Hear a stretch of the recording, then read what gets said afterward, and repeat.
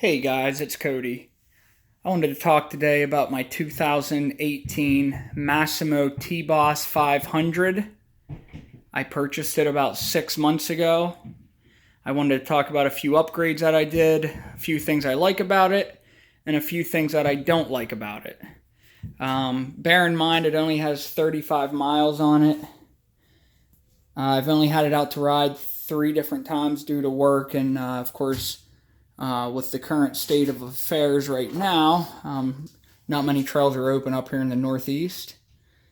So I'm just going to pan around it a little bit. And I do apologize, I'm in a very, very small garage right now, so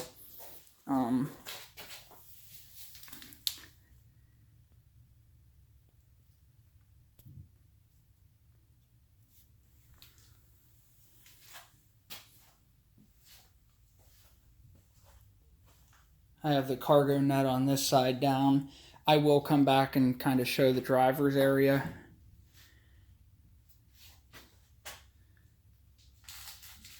So don't worry, I will go over everything on the dash much more in depth.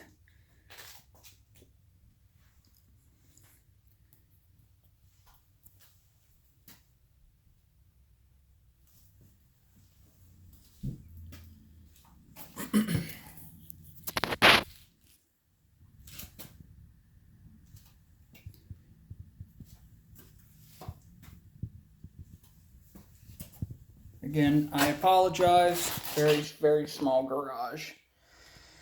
Okay, so now that we've walked around it for the most part, as best as we can, I'm going to go ahead and tell you a few things that I like about it. And as I'm doing that, I will be sure to go over some of the systems a little bit more in depth. So first and foremost, things that I like about this is it's different. I like getting things that not a lot of people have. One, just to show sometimes you can get something a little bit cheaper and it can serve the same purpose. This has certainly proven true out on the trails. Trying to think about maybe 3 months ago, we had this probably buried up to about here. Yeah, that's probably about right. In mud and ice, and it climbed right out. So there was a Polaris Ranger in front of me. A Polaris Razor in front of me that could not make it. Nothing against Polaris Razors. I almost bought quite a few of them used, but got this as an end of the year special. So I'm not down talking any other brand. I think they all have their pros and cons, and I think at the end of the day, we're all out there just trying to have some fun. So, long story short, I really, really like that it's different. I haven't ran into one yet. Second thing I like about it, comes with a lot of accessories that you will not get on most of the big name ones. So let's go ahead and start here with the winch. I've not used it yet. It's nice to know I have it there. I can get myself unstuck if that should happen. I should say when that happens. And I can also help fellow people out on the trails if they get stuck. So that's a huge perk. Let me go ahead and talk about some of the accessories besides the winch. Side view mirrors. This is great when you're out on the trail and you're trying to look back to see if you're holding anybody up, especially people on dirt bikes. They actually do not vibrate much either when you're riding, so they did a really good job on these. That's passenger and driver side. Came stock with a windshield with a roof. And it actually comes with a turn signal kit and a horn. So that was very handy.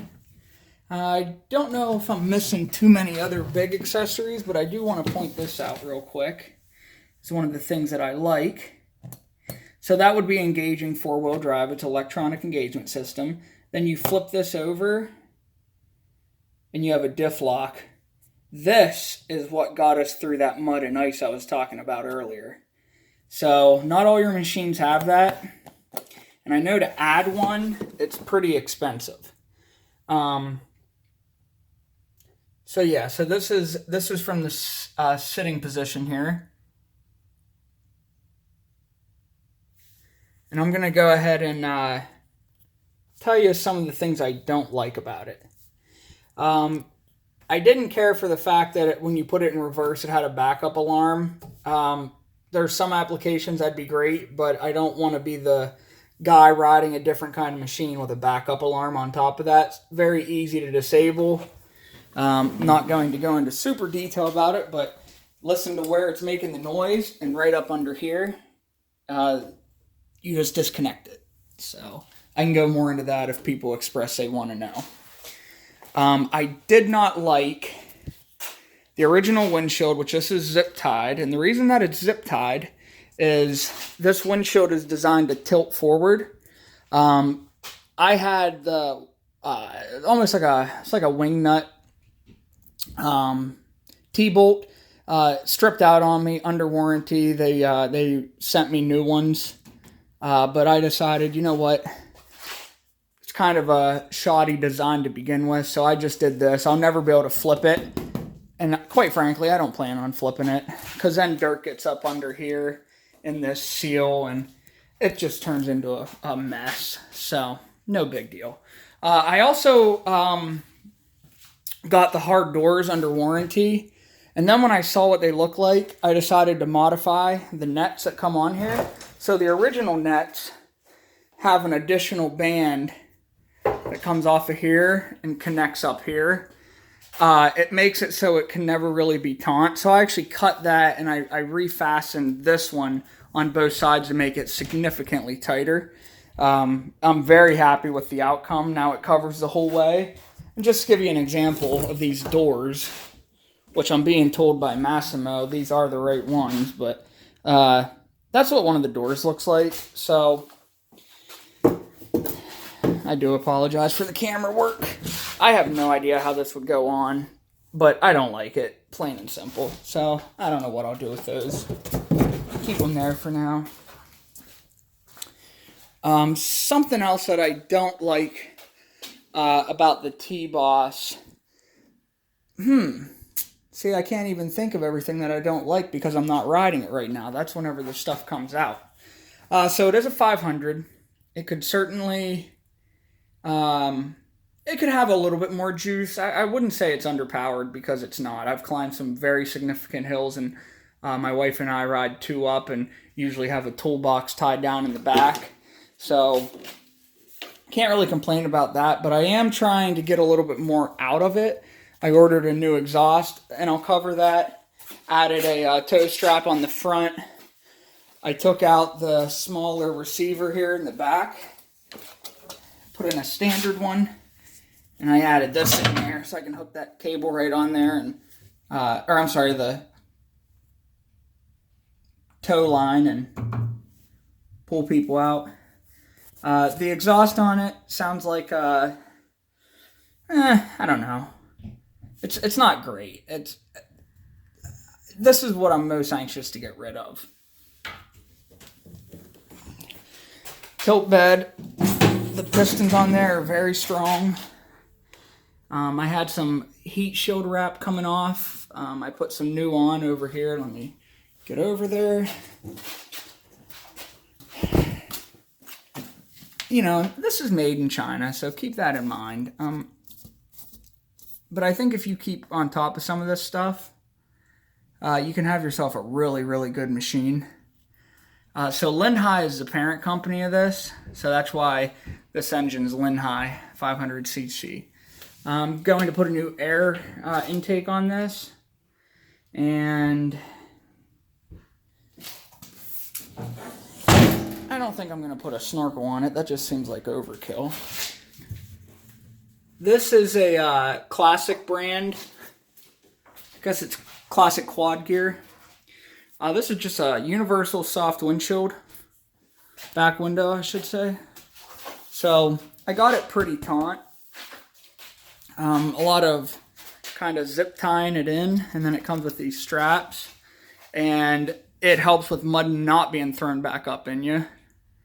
So that's really nice. I added the Tanaka, I don't know if that's how you say it or not, harnesses. They hold you in really good. Got some quad gear grab bars there for my wife. Still trying to find a good universal one that she can sit there because she's short and kind of hold it like the T-bar on the razors and stuff. Very comfortable steering wheel. It drives very straight and true. Have a cup holder if you want to shake a soda or pop all over the place. And then this just comes up and you clip it in like that. So let's go ahead and fire it up here for you so you can hear it. I also added a battery tender. That's what that wire is right there. I highly recommend making sure you have a battery tender on anything, lawnmower, UTV, ATV, doesn't matter. So you probably can't see it on the camera. This is telling me I'm not buckled up. That goes to the standard seat belts. It will go off then. Well, there we go, it went off. You have your neutral, and it also displays on the screen.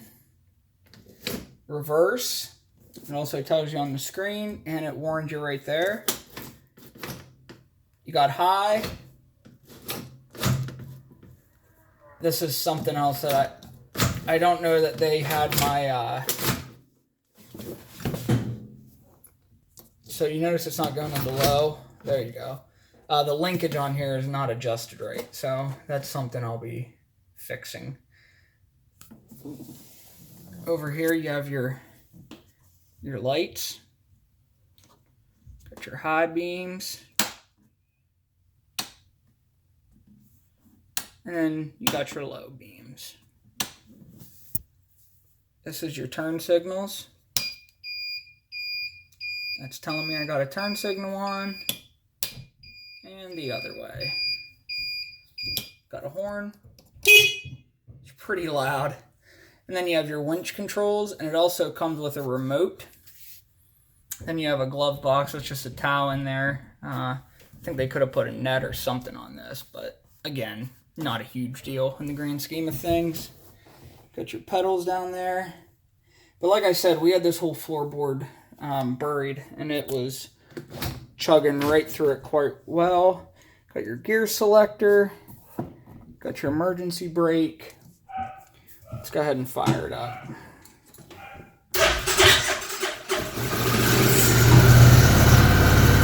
So it's running right now at 2,000 RPMs.